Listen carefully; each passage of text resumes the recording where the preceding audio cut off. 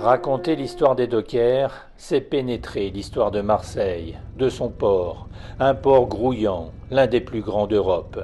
Une ville composée de ses grandes familles de négociants, de ses voyous, Carbone et Spirito, et de ses nombreux immigrés. De simples bras destinés à charger et décharger les navires, comme le grand-père de Thierry Aquila Calirone. Hormis leur liberté de circuler, ils se résument à des esclaves. Ça se passe comme une foire aux hommes.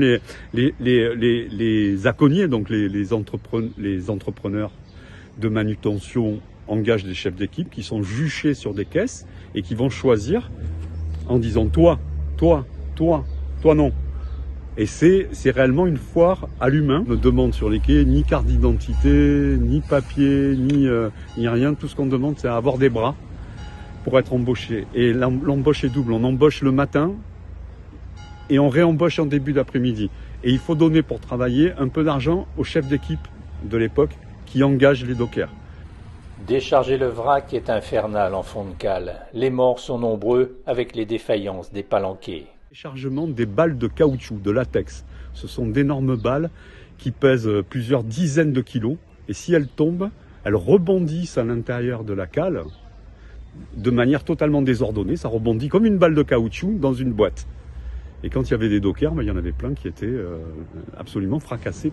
Il n'y avait rien, pas de douche, pas de toilette, rien pour se nettoyer, il n'y avait pas de trousse de secours, il n'y avait rien pour si on se blessait, on saignait, et si on n'était plus capable, on arrêtait de travailler. En fin de journée, les dockers repartent, souvent à pied. Ils sont refusés dans les bus en raison de leur odeur pestilentielle. Et on les traite de chiens des quais. C'est un terme extrêmement péjoratif, c'est-à-dire qu'il est insultant. Au début du XXe siècle, ils sont payés en centimes. Il n'y a même pas de quoi arriver à 1 franc. Face à leur extrême pauvreté, les dockers vont jouer la débrouille pour nourrir leur famille. Il y a tous les moyens pour récupérer un petit peu des marchandises qui tombaient, qui étaient souvent livrées en vrac. Après, comme dit mon oncle dans le film, le café, t'en as besoin le matin, et là, quand t'es sur les quais, tu marches dessus, tu l'écrases, t'en mets un peu dans les poches, parce que tu vas ramener un sac. C'était connu et relativement toléré. Heureusement, la situation des dockers évolue dans l'après-guerre. 47, c'est l'accession au statut, c'est l'accession à la reconnaissance d'un métier, c'est-à-dire on devient docker professionnel. Parce qu'un docker, c'est quelqu'un qui sait charger un bateau. On ne peut pas charger un bateau n'importe comment en mettant tout d'un côté ou tout de l'autre. Il faut équilibrer, sinon le bateau il chavire. Donc là, on va reconnaître un savoir-faire, une capacité de travail et quelque chose qu'on ne pourra pas remplacer. La carte professionnelle s'hérite de père en fils.